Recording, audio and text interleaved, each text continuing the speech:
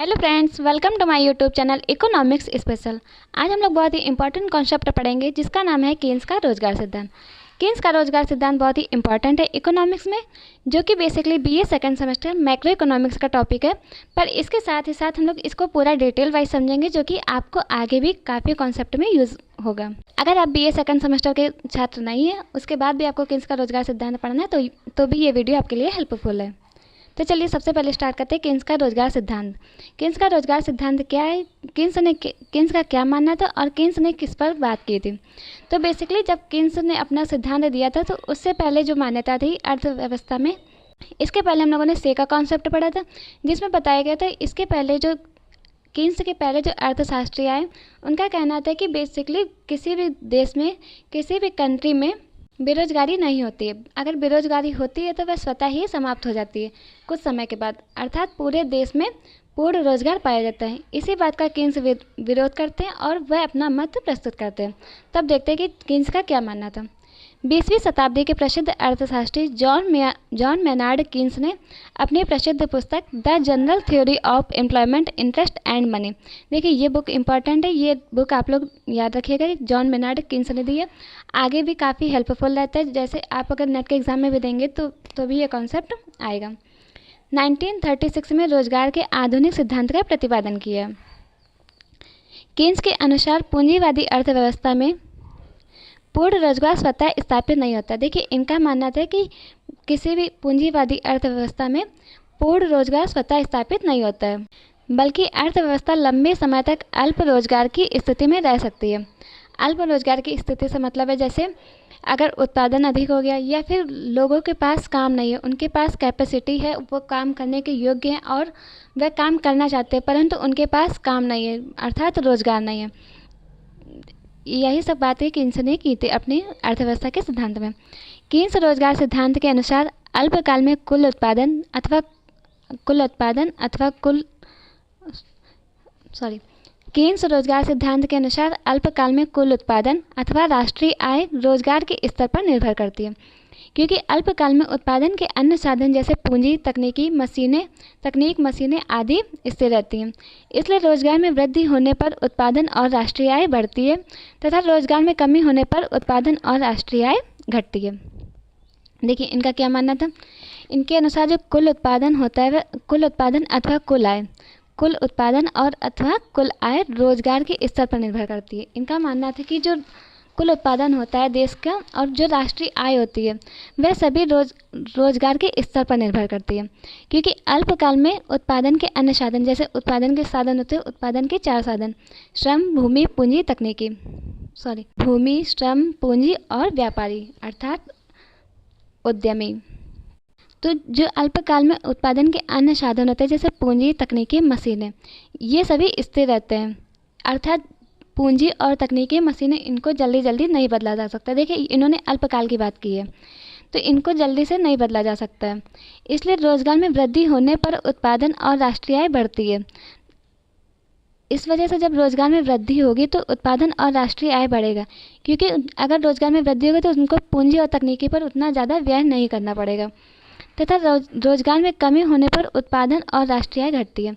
इनका मानना था कि अगर अल्पकाल में कुल उत्पादन अथवा राष्ट्रीय आय रोजगार के स्तर पर निर्भर करती है, क्योंकि अल्पकाल में उत्पादन के अन्य साधन जैसे पूंजी, तकनीकी मशीनें आदि स्थिर रहती हैं। इसलिए रोजगार में वृद्धि होगी तो उत्पादन और राष्ट्रीय आय बढ़ेगा और रोजगार में कमी होगी तो उत्पादन और राष्ट्रीय आय घटेगा। इनका मानना था कि जो उत्पादन और राष्ट्रीय आय होता है वह पूरी तरह से रोजगार पर निर्भर करता है। अब पढ़ेंगे कुल मांग का क्या कॉन्सेप्ट है। किसी अर्थव्यवस्था में एक निश्चित अवधि के दौरान विभिन्न स्तरों के रोजगार पर वस्तुओं एवं सेवाओं को खरीदने के लिए किया जाने वाला कुल व्यय कुल मांग कहलाता है। देखिए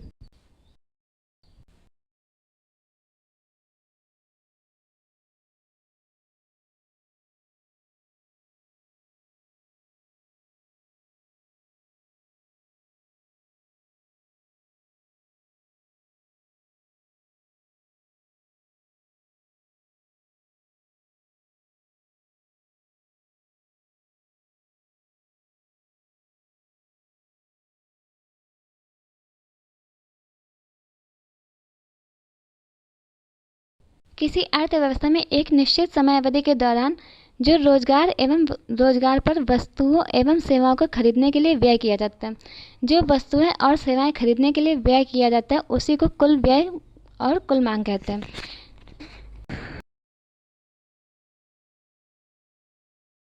अर्थात लोगों द्वारा जब सामान खरीदा जाता है, वस्तुएं खरीदी जाती है, तो उनसे जो आय प्राप्त होती है, कुल व्यय होता है लोगों द्वारा, उसी को कहते हैं कुल मांग। AD equal to C plus I. AD aggregate demand, C consumption, I investment. तो कुल मांग होता है उपभोग व्यय और निवेश व्यय के योगफल के बराबर। तो इसी तरह देखेंगे कुल पूर्ति किसे कहते हैं। देखिए, कुल मांग से तात्पर्य है कि जो किसी भी समय अवधि, निश्चित समय अवधि के दौरान, जैसे 2015 से लेकर 2020 के बीच में ले लीजिए, या तो 2015 से 16 के बीच में जो भी वस्तुएं खरीदी गई, जैसे जितना भी उत्पादन हुआ है और उनकी किस तरह की मांग है, जितनी ज़्यादा मांग होगी उतना ही ज़्यादा रोजगार बढ़ेगा। तो इस तरह से कुल मांग होती है कि एक किसी निश्चित अवधि के दौरान कितनी मांग की गई है, वस्तुओं की कितनी मांग की गई है। तो कुल मांग बराबर हो जाएगा उपभोग व्यय, कितना उपभोग किया गया, इसके साथ साथ निवेश व्यय, कितना निवेश किया गया। अब देखेंगे, पढ़ेंगे कुल पूर्ति।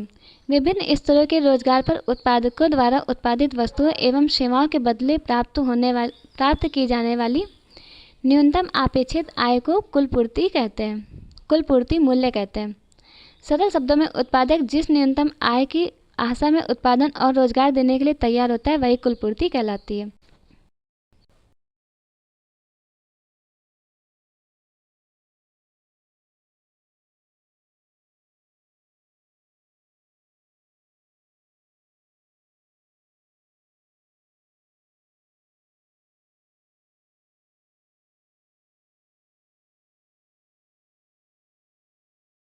देखिए, जैसे एक उत्पादक होता है, उत्पादककर्ता जो होता है, वह जब अपना कोई प्रोडक्शन लगाता है, जैसे कोई भी फैक्ट्री की स्थापना की जाती है, कोई भी वस्तु का प्रोडक्शन किया जाता है, तो वो जो व्यक्ति प्रोडक्शन कर रहा है, वह उसकी एक इच्छा रहेगी कि उसको न्यूनतम से न्यूनतम इतना लाभ तो कम से कम प्राप्ति हो जाए।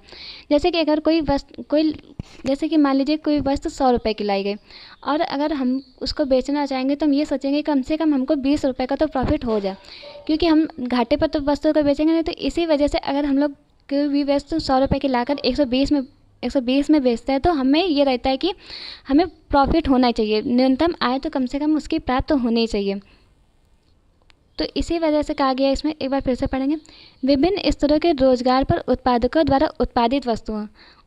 द्वारा जो वस्तुएं उत्पादित की जाती एवं सेवाओं के बदले प्राप्त की जाने वाली न्यूनतम अपेक्षित आय, मतलब कि जितने उन लोगों ने आय प्रेडिक्ट की है, कम से कम उतनी आय को ही कुल पूर्ति मूल्य कहते हैं। सरल शब्दों में उत्पादक जिस न्यूनतम आय की आशा में उत्पादन और रोजगार देने के लिए तैयार होता है, वही कुल पूर्ति कहलाता है। सरल भाषा में, जैसे आपने 120 रुपये में आप वस्तु को बेचने के लिए तैयार हो गए, तो यही होगी कुल पूर्ति। इसको व्यक्त किया गया कुल पूर्ति उपभोग प्लस बचत के द्वारा। और जो देखिए, यहाँ पर पहले हम लोगों ने पढ़ा था कुल मांग, एग्रीगेट डिमांड, सी प्लस आई, कंजप्शन प्लस इन्वेस्टमेंट। अगर इन्वेस्टमेंट भी करते हैं तो वो हमारा एक तरह से खर्च होता है, अर्थात वह एक तरह से बाद में जाकर मांग क्रिएट करता है। तो A D equal to C plus I होता है, और ए एस एग्रीगेट सप्लाई, ये होता है C plus S, consumption plus saving. तो इसको कहते हैं कुल पूर्ति। इसी कारण कई पुस्तकों में A S equal to Y plus equal to C plus I लिखा जाता है। देखिए, जो ए एस होता है ये होता है वाई होता है नेशनल इनकम, तो जो एग्रीगेट सप्लाई होती है वो नेशनल इनकम के बराबर होती है। अब नेक्स्ट पढ़ेंगे प्रभावपूर्ण मांग। देखिए, ये सभी जो कीन्स ने रोजगार का सिद्धांत दिया, उन सब में ये इंपॉर्टेंट है, इसी वजह से हम लोग इनको डिटेल वाइज पढ़ रहे हैं, ताकि अगर कॉन्सेप्ट में आपको कोई भी प्रॉब्लम ना आए। और अगर प्लीज़ मेरी वीडियो पसंद आई तो लाइक करिएगा, चैनल को सब्सक्राइब भी करिएगा। अब पढ़ेंगे तीसरा पॉइंट, प्रभावपूर्ण मांग। प्रभावपूर्ण मांग वह बिंदु है जहां कुल मांग मूल्य और कुल पूर्ति मूल्य बराबर होते हैं। जहां इनका मतलब है जहां पर एडी और एएस बराबर होते हैं। एडी होता है एग्रीगेट डिमांड और एएस होता है एग्रीगेट सप्लाई। तो ये जो पॉइंट आता है इसको कहते हैं प्रभावपूर्ण मांग। यहाँ पर अर्थव्यवस्था में रोजगार का स्तर निर्धारित होता है। देखिए, इसमें पढ़ेंगे प्रभावपूर्ण मांग वह बिंदु है जहाँ कुल मांग मूल्य अर्थात एडी और कुल पूर्ति मूल्य अर्थात एएस एक दूसरे के बराबर होते हैं, एक दूसरे के बराबर होते हैं। तो इसी को कहते हैं प्रभावपूर्ण मांग। इस बिंदु पर अर्थव्यवस्था में रोजगार का स्तर निर्धारित होता है। यहीं पर जाकर केन्स ने अर्थव्यवस्था को रोजगार का स्तर निर्धारित किया। कहाँ पर? AD=AS पर। अब देखेंगे रोजगार का निर्धारण, किस तरह से केन्स ने रोजगार का निर्धारण किया। अगर मान लीजिए एग्रीगेट डिमांड ज़्यादा हो एग्रीगेट सप्लाई से, यहाँ पर कुल मांग बढ़ती है तो उत्पादन बढ़ता है, अर्थात रोजगार बढ़ता है, राष्ट्रीय आय बढ़ती है। अगर कुल मांग जैसे हमारी देखिए यहाँ पर कुल मांग बढ़ी हुई है, तो इससे क्या होगा कि इससे क्या होगा, उत्पादन बढ़ेगा। और देखिए हम लोगों ने पहले ही पढ़ा था कि अगर मांग बढ़ेगी तो उत्पादन बढ़ेगा। जैसे अगर कुल मांग बढ़ेगी तो कुल उत्पादन बढ़ेगा, क्योंकि रोजगार का जो स्तर होता है वो उत्पादन पर निर्भर करता है, जिससे कि क्या होगा, राष्ट्रीय आय भी बढ़ेगी। और अगर मान लीजिए AD कम हुई अर्थात मांग कम हुई तो सप्लाई पर क्या इफेक्ट पड़ेगा, अर्थात रोजगार के स्तर पर क्या इफेक्ट पड़ेगा। अगर किसी भी वस्तु की मांग कम हुई तो क्या होगा, उत्पादन घट जाएगा। जब वस्तु की डिमांड नहीं होगी तो उत्पादन करके भी उनको लॉस ही होगा, जिससे क्या होगा, रोजगार का स्तर घटेगा और बेरोजगारी बढ़ जाएगी। अब नेक्स्ट पॉइंट की बात की कि AD=AS। प्रभावपूर्ण मांग स्थापित होती है, अर्थव्यवस्था संतुलन की स्थिति में पहुंचती है। इसी बिंदु पर रोजगार निर्धारित होता है। जो केन्स ने निर्धारण किया था रोजगार का, उन्होंने AD=AS पर निर्धारण किया था। अब फिफ्थ पॉइंट पढ़ेंगे अल्प रोजगार संतुलन। केन्स के अनुसार अर्थव्यवस्था हमेशा पूर्ण रोजगार स्तर पर नहीं रहती है। कई बार कुल मांग की कमी के कारण अर्थव्यवस्था अल्प रोजगार संतुलन की स्थिति में पहुंच जाती है, जहां बहुत से लोग काम करने के इच्छुक होते हैं पर फिर भी बेरोजगार होते हैं। इनका मानना था कि अर्थव्यवस्था जो होती है पूर्ण रोजगार पर नहीं रहती। इसके पहले जो हम लोगों ने स्टे का नियम पढ़ा था, उन्होंने अर्थव्यवस्था को पूर्ण रोजगार बता दिया गया था। मतलब उनका मानना था कि अर्थव्यवस्था में पूर्ण रोजगार पाया जाता है अगर उत्पादन पर ध्यान दिया जाए। जैसे उनका मानना था कि बस पूर्ति अपनी मांग स्वयं उत्पन्न करती। देखिए मैं इन दोनों को एक साथ इस वजह से कनेक्ट कर रही हूँ ताकि आगे कोई कन्फ्यूजन ना और डिटेल वाइज समझ में आ जाए। जैसे से का मानना था कि जो पूर्ति होती है वह स्वयं अपनी मांग उत्पन्न कर लेती है, जिससे क्या होता है कि देश में पूर्ण रोजगार की स्थिति बनी रहती है। परंतु इसके विपरीत केन्स का मानना था कि देश में पूर्ण रोजगार की स्थिति कभी भी नहीं होती है, कुछ न कुछ बेरोजगारी बनी रहती है। और इनका मानना था कि अगर कुल मांग कम हुई तो फिर रोजगार कम हो जाएगा, बेरोजगारी बढ़ जाएगी। इन्होंने मेन पॉइंट कहा था कि किसी भी अर्थव्यवस्था में पूर्ण रोजगार नहीं पाया जाता है। कई बार कुल मांग की कमी के कारण अर्थव्यवस्था अल्प रोजगार संतुलन की स्थिति में पहुंच जाते हैं, जहां बहुत से लोग काम करने के इच्छुक होने पर भी बेरोजगार रहते हैं। जहां से बहुत लोगों को काम चाहिए होता है परंतु उनको काम नहीं मिल पाता, जिसकी वजह से वो लोग बेरोजगार रहते हैं।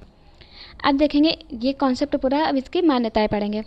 अगर प्लीज़ समझ में आ रहा हो तो प्लीज़ वीडियो को लाइक करिएगा। केन्स के सिद्धांत की मान्यताएं और चैनल को सब्सक्राइब भी करिएगा। अब पढ़ेंगे मान्यताएं। यह एक अल्पकालीन सिद्धांत है। केन्स ने अपने स्टार्टिंग में ही बोला था ये एक अल्पकालीन सिद्धांत है। अर्थव्यवस्था पूंजीवादी होनी चाहिए, पूंजीवादी अर्थव्यवस्था पर ही इनका सिद्धांत लागू हो सकता है। नेक्स्ट है पूंजी, तकनीकी एवं अन्य उत्पादन के साधन जो है स्थिर रहते हैं। इनका मानना था कि अल्पकाल में जो उत्पादन के साधन है उनको स्थिर रखना चाहिए, ये इनकी स्थिर रहते हैं। जैसे पूंजी और तकनीकी को इन्होंने स्थिर मानकर अपने सिद्धांत का प्रतिपादन किया। कीमतें एवं मजदूरी अल्पकाल में स्थिर रहती हैं। रोजगार का निर्धारण प्रभावपूर्ण मांग द्वारा होता है। केन्स ने सबसे ज़्यादा महत्व दिया है प्रभावपूर्ण मांग को। इनका मानना था कि अगर मांग बढ़ेगी तो देश में बेरोजगारी नहीं रहेगी, क्योंकि मांग बढ़ेगी तो उत्पादन बढ़ेगा तो रोजगार बढ़ेगा, जिससे कि क्या होगा, बेरोजगारी कम होगी। अर्थव्यवस्था में अनैच्छिक बेरोजगारी संभव है। आवश्यकता पड़ने पर सरकारी हस्तक्षेप किया जा सकता है, ये इनकी मान्यताएं थी। अब बात करेंगे केन्स के रोजगार सिद्धांत की आलोचनाएं। अब इनकी आलोचनाएं पढ़ेंगे।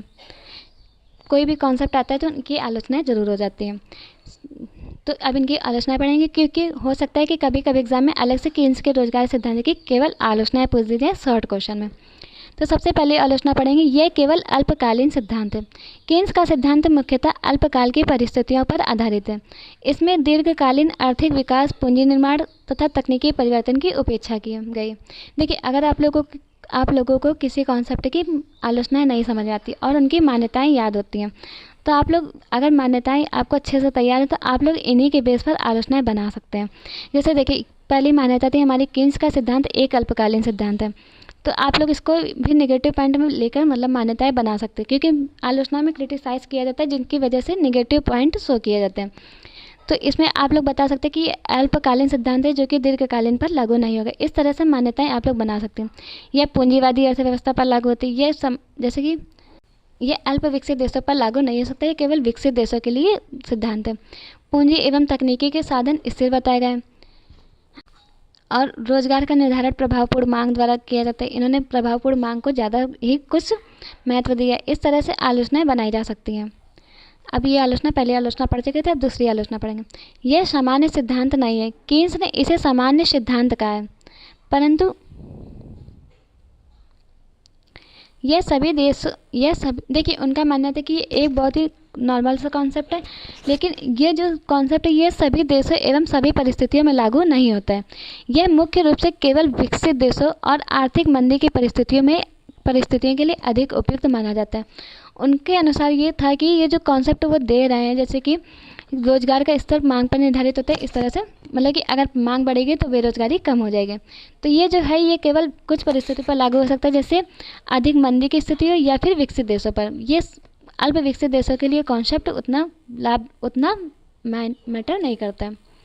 समय विलंब की उपेक्षा। कीन्स ने यह नहीं बताया कि आय, उपभोग एवं निवेश में परिवर्तन का प्रभाव तुरंत नहीं पड़ता।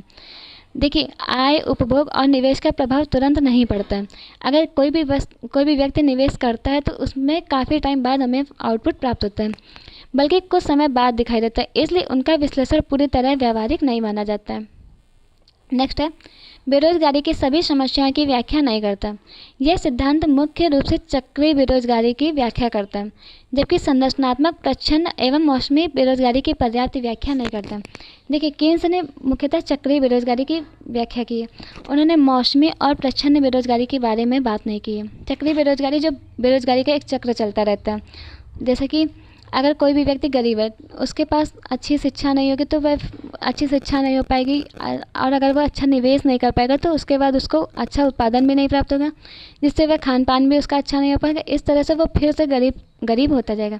ये चक्रीय बेरोजगारी का एक बहुत ही डिटेल वाइज वीडियो पढ़ा है, तो अगर आप लोगों को पढ़ना तो आप लोग प्लीज़ उस वीडियो में देख सकते हैं। इसमें समझाएगा किस तरह से लोगों के पास आय कम होती है तो वह लोग गरीबी की चक्रीय बेरोजगारी में फंस जाते हैं। और प्रच्छन्न और मौसमी बेरोजगारी, जो कि मुख्यतः कृषि पर पाई जाती है, कृषि क्षेत्रों में ये बेरोजगारी पाई जाती है, प्रच्छन्न और मौसमी। तो ये जो प्रच्छन्न और मौसमी बेरोजगारी है, इनकी व्याख्या कीन्स ने अपने सिद्धांत में नहीं की है। जबकि जो अल्प विकसित देश होते हैं उसमें सबसे ज़्यादा जो भाग रहता है वो कृषि पर ही डिपेंड रहता है, रोजगार का। पूर्ति पक्ष की उपेक्षा। कीन्स ने अपने सिद्धांत में मांग पक्ष पर अधिक बल दिया है तथा उत्पादन, तकनीकी प्रगति और संसाधनों की उपलब्धता जैसे पूर्ति पक्ष के तत्वों के पर्याप्त महत्व नहीं दिया। देखिए, कीन्स ने ज़्यादातर महत्व दिया है मांग पक्ष को। उन्होंने बार बार यही बोला है कि अगर मांग अधिक होगी तो बेरोजगारी कम होगी, मांग बढ़ेगी तो उत्पादन बढ़ेगा, उत्पादन बढ़ेगा तो रोजगार बढ़ेगा, रोजगार बढ़ेगा तो बेरोजगारी कम होगी। कुछ मान्यताएं अवास्तविक हैं। पूर्ण प्रतियोगिता, स्थिर कीमतें एवं स्थिर मजदूरी जैसी मान्यताएं व्यवहार में प्रायः नहीं पाई जाती, इसलिए सिद्धांत की यथार्थता पर प्रश्न उठते हैं।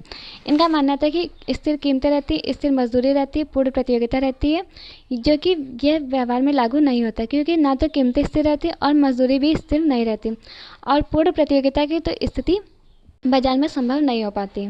इस वजह से जो इनकी मान्यताएं थी वह अवास्तविक थी। मुद्रास्फीति की समस्या की उपेक्षा। कीन्स ने बेरोजगारी और मंदी की समस्या पर अधिक ध्यान दिया है। सबसे ज़्यादा इन्होंने ध्यान दिया बेरोजगारी और मंदी की, परंतु मुद्रास्फीति की समस्या का पर्याप्त विश्लेषण नहीं किया। ये थी इनकी कुछ आलोचना। अब देखेंगे कीन्स के रोजगार के सिद्धांत का महत्व। वीडियो थोड़ी लंबी हो रही, पर यह वीडियो आपकी डिटेल वाइज है। कीन्स के रोजगार सिद्धांत का महत्व, अगर आपके पेपर में आता है तो आप लोग अच्छे से लिख कर आ सकते हैं, और अगर जैसे 15 नंबर का लॉन्ग क्वेश्चन आता है तो उसमें आप लोग बहुत सारे कॉन्सेप्ट लिख सकते हैं, जैसे महत्व, आलोचनाएं, मान्यताएं, इस तरह से लिख सकते हैं। देखेंगे जो केन्स के रोजगार के सिद्धांत है उसमें सबसे पहले पढ़ेंगे सैद्धांतिक महत्व। आधुनिक समष्ट अर्थशास्त्र की नींव रखी। जो इन्होंने आधुनिक समष्ट अर्थशास्त्र की नींव रखी। केन्स ने राष्ट्रीय स्तर पर बात की है, मतलब समष्ट अर्थशास्त्र मैक्रो इकोनॉमिक्स की बात की है। अल्प रोजगार संतुलन की अवधारणा प्रस्तुत की है। अल्प रोजगार संतुलन की अवधारणा इन्होंने प्रस्तुत की है, जो कि हम लोग ऑलरेडी पढ़ चुके हैं। उपभोग प्रवृत्ति गुणक एवं निवेश फलन जैसी नई अवधारणाएं दी है। रोजगार निर्धारण के सिद्धांत को नई दिशा प्रदान की है। ये इनके कुछ सैद्धांतिक महत्व थे। अब पढ़ेंगे व्यावहारिक महत्व। सरकारी हस्तक्षेप की आवश्यकता को स्पष्ट किया है। पूर्ण रोजगार प्राप्त करने के उपाय बताएं। घाटे की वित्त व्यवस्था को महत्व दिया है। आर्थिक मंदी एवं बेरोजगारी के समाधान के लिए व्यावहारिक नीतियां प्रस्तुत की है। देखिए, इन्होंने सरकारी हस्तक्षेप को भी महत्व दिया है, क्योंकि जब मंदी आई थी तो इनका मानना था कि सरकार को भी इसमें हस्तक्षेप करना चाहिए। 1936 में इन्होंने अपना कॉन्सेप्ट दिया था, जब आर्थिक मंदी आई थी। तो ये थी इन्होंने पूर्ण रोजगार प्राप्त करने के उपाय भी बताए हैं, जैसे मांग बढ़ाकर रोजगार को प्राप्त किया जाता है, इस तरह से। तो ये थे इनके महत्व, इनके सिद्धांत के महत्व। अब फाइनली हम लोग पढ़ेंगे सिद्धांत का निष्कर्ष। केन्स के अनुसार रोजगार का स्तर प्रभावपूर्ण मांग पर निर्भर करता है। इन्होंने अपने कॉन्सेप्ट में बताया कि रोजगार का जो स्तर होता है वह प्रभावपूर्ण मांग पर निर्भर करता है। यदि प्रभावपूर्ण मांग में वृद्धि होती है तो उत्पादन, राष्ट्रीय आय तथा रोजगार बढ़ते हैं। अगर मांग में वृद्धि होगी तो उत्पादन बढ़ेगा, राष्ट्रीय आय बढ़ेगी और रोजगार बढ़ेगा। और यदि प्रभावपूर्ण मांग घटती है तो बेरोजगारी उत्पन्न होती है। इसलिए सरकार को आवश्यकतानुसार आर्थिक नीतियों के माध्यम से प्रभावपूर्ण मांग में वृद्धि करनी चाहिए। इनका मानना है कि अगर प्रभावपूर्ण मांग बढ़ेगी तो रोजगार बढ़ेगा, जिससे कि हमारे देश में बेरोजगारी नहीं आएगी। और इसके विपरीत अगर मांग घटती है तो बेरोजगारी उत्पन्न हो सकती है। इसलिए सरकार को भी इसमें हस्तक्षेप करना चाहिए और किसी तरह से मांग में वृद्धि करवानी चाहिए। इस तरह से इनका कॉन्सेप्ट था। ये इनका पूरा कॉन्सेप्ट हो गया। अगर वीडियो पसंद आई तो लाइक करिएगा और चैनल को सब्सक्राइब करिएगा। और भी आपको किसी भी वीडियो की नीड हो तो आप लोग प्लीज़ कमेंट में ज़रूर बताइएगा। और अगर वीडियो पसंद आई तो एक कमेंट भी ज़रूर करिएगा। मिलते हैं नेक्स्ट वीडियो में, तब तक के लिए थैंक यू। चैनल को सब्सक्राइब करना ना भूलिएगा।